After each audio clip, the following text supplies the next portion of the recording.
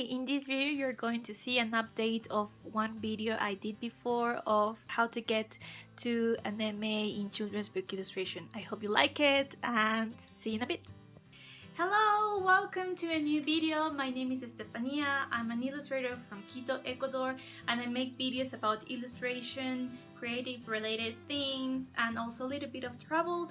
So in this video you're going to see a new update of how did I get to the MA of children's book illustration, because last year I did a video about this theme and well, it's too long.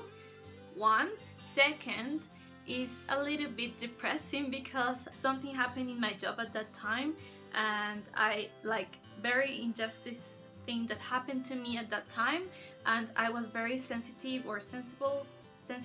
so I was crying and I wanted to remind myself something really happy that happened to me before. So that was how did I get into the career I love. So today I'm going to update you because my mood is totally different from that video, and I'm going to try to make it very concise and straight to the point. Okay, so as you will have an idea of who I am and what I did before the MA, I'm going to explain myself just a little bit so you can understand. So I studied here in Ecuador, a total different career, like creative related, because I was studying food engineering, and because I wasn't sure of what career to do, and it wasn't a sensible thing to do when you would like to have a stable life and career and economically stable in order for you to survive. So this is what my parents suggested me to follow, so I did that and I was so miserable. And I remember a part of me that wanted to be an artist. When I was a child, I always spent my time drawing, and I was that kid on the class that was like, oh, she draws amazing, and everybody loved what I do, and even teachers, they suggested my parents to put me in a course separately from school so I can develop my skills. And later on I stopped drawing because when I was playing around with my cousins and my friends, I always wanted to paint or draw, and they considered that boring and like, no. Other people told me like, grow up, and I just went with the flow with those comments and thoughts, which you shouldn't, because you should follow your passion and what you like. So I did that, and when I was like in this situation, like, oh my god, I cannot do this anymore, because who cares about the pressure of the apple in these conditions, and what's the quantity of water that an apple should have. Like, I didn't wanted to think about this data, things that it didn't passion to me. Actually, at that point I studied and worked, so I told my dad, like, if you don't want to support me, I can support myself. I can go to the free university and study it by my own if you don't support me. So he said, okay, just follow your dreams and pursue what you want. So I went for contemporary art, and that was my background in university. I tried everything. I tried sculpture, I tried modeling, I tried acrylic, oils, I tried knitting, and I also went to exchange year in South Korea. So there I took some classes of fashion design. It was really cool. I think if I wouldn't be an illustrator, maybe I could be like something like a fashion designer. So that's other thing. And when I came back, I also took some classes about comics and sequential art, and I had a professor that was a children's book illustrator, and I fell in love with this. And so I took some courses, like workshops and that, when some illustrators from outside came here. But I had to focus as well on getting my degree because it was contemporary art. I couldn't go too much with illustration, so what I did were installation, because this was the thing that passions me most of contemporary art because I love the idea how people can feel in an atmosphere, in an environment, and just create that feeling when you are just walking through the door. It's very similar with books because in books you create worlds. The atmosphere can embrace you because it's in your mind when you're reading something, and also when you are in an installation, like the textures and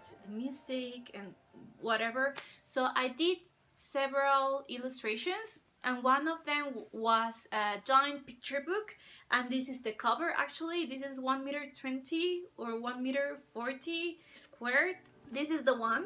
So I wish I could be older, and my thing was about childhood memories. This was a concertina book I did, very giant. It was exposed in Flaxo in Quito, and it was really great. Stayed there for a week. Well, after that I had other exhibition that was in Casa de las Artes La Ronda. It's like an art house in a very beautiful street in the colonial center of Quito, and that exhibition stood there for a month, and it was really cool, really great. So I showed there my installations related to childhood, and people really enjoyed it. I was very happy for that. But when that happened, I was like a little bit depressed because I couldn't find any job opportunities that I could just keep my mind occupied. So I was searching for MAs and illustration because I couldn't just study illustration from scratch because of lack of time and probably economic reasons. And there was this point that my country gave scholarships for the people that were accepted in some areas and in the top 100 best universities in the world according to these areas. So what I spotted was this very famous university in Scotland, and this university had an illustration MA. So I was like, oh my god, I have to go there, because of course for me it was easier if I studied something in Spanish or English than other languages that I wouldn't be able to get in because of the lack of knowledge of the language. And I applied. I was very happy. I didn't have any idea how to make a portfolio, so I googled everything. I went to YouTube and just saw some portfolios, so what I had, and I made a website, and it was really fun process, but I was like going crazy.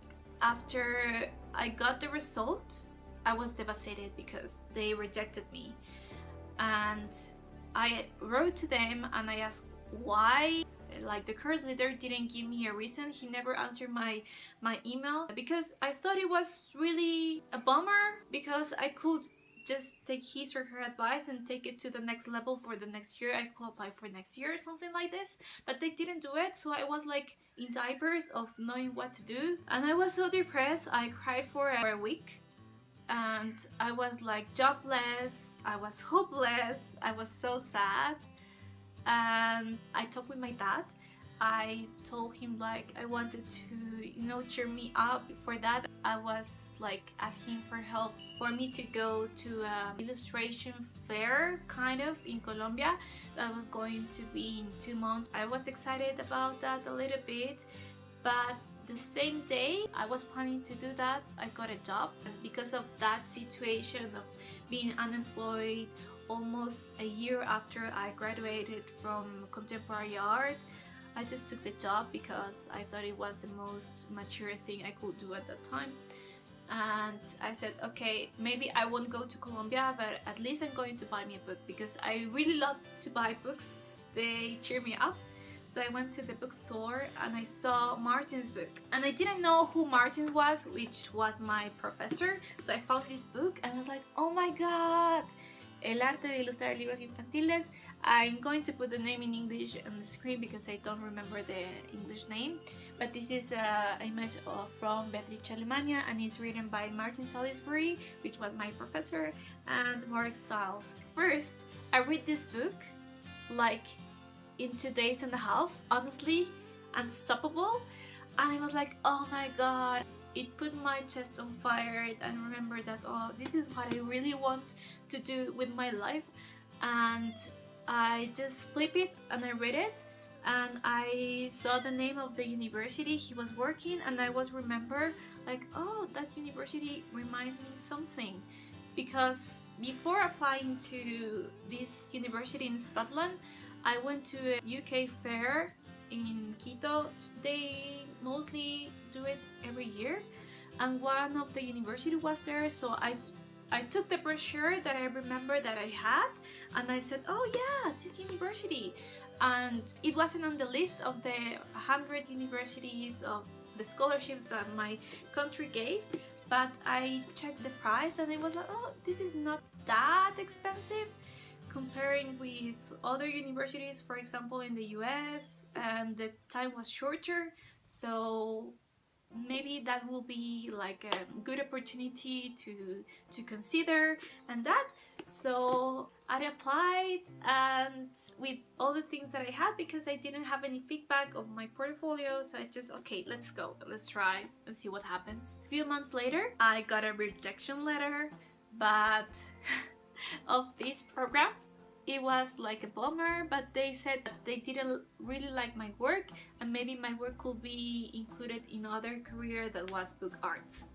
And I didn't know about this particular career, and I thought maybe it can be similar, so I wrote to the advisor that was dealing with my case, and she was Ecuadorian and in charge of the Latin American applications for the university.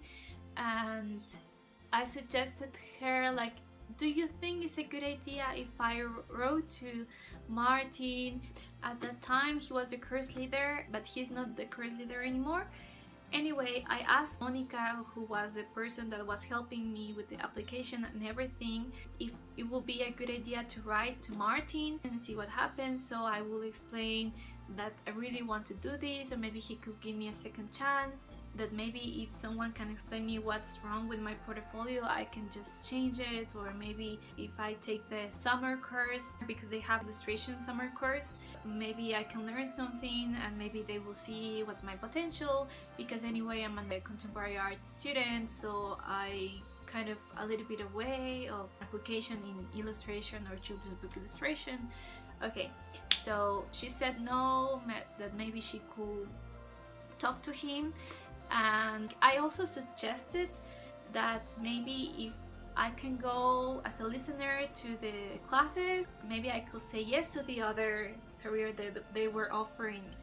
So Monica wrote to Martin, and Martin said yes. So I accepted. So I did all the things for the visa and the requirements I needed, and luckily my parents could afford, and I'm very grateful for that. And gracias papi, mami, gracias por todo. And when I arrived to the UK, I went as a listener, and I said, oh, this is amazing in children's book illustration, and it was the first class. And Martin explained to me that I can go mostly to the lectures that were every Wednesday. So I was like a little bit disappointed, because I wanted to, you know, just go to the class and learn everything and every classes. And then I went to my first class for book arts, and it was totally not what I was expecting. It wasn't what I wanted to be in. I was like, oh my god, I travel so much and I'm spending a lot of money on my parents here. I cannot just quit. But I knew at that moment that that wasn't right. That wasn't what I wanted. So after the class finished, I just stepped by a friend that I met on the Freshers Week. I talked about my situation, and she commented, didn't you know that you can switch programs? Like if you are studying something, you can switch to other program. That's a possibility if you are accepted.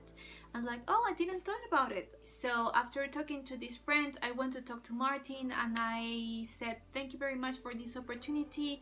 I'm very grateful, but unfortunately the first day that I got this book arts class, I realized this is not what I wanted to be, and I'm feeling that I travel all the way from Ecuador to here to follow a career that I'm not passionate about, because this is what I really want.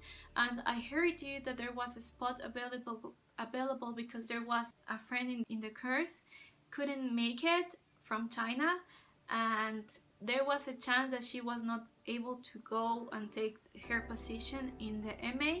So I talked him about this, and maybe I could just fill that spot if she was not going to be able to attend. And maybe if he can give me other opportunity, I can show him my work again, and if I can just have another chance. So after this, Martin said to me, okay, come to my office on Friday.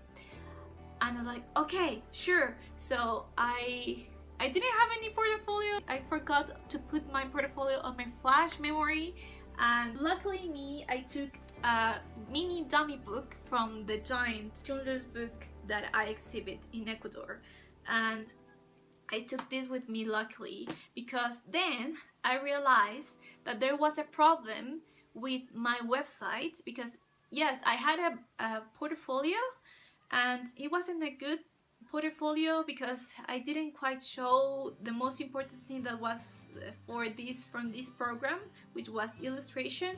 And I thought like every single page should have a different project, so that was what's happening in my mind. But in my last website, not the website that I have today, it was other one. It was more like divided by illustration, acrylic and oil, or like contemporary art, installation and knitting.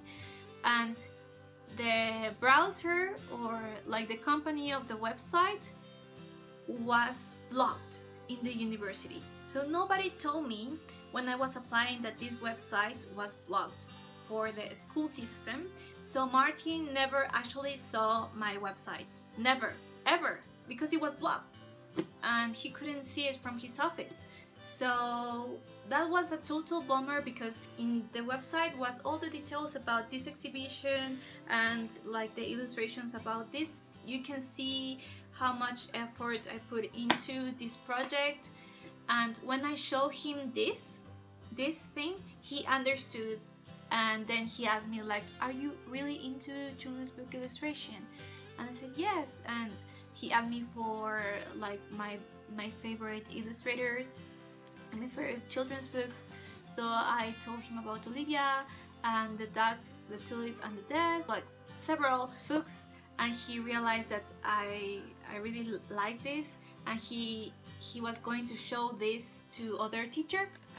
And he said, it's not 100% yes, I want to talk to your teacher first to explain the situation, but it's a 90% yes.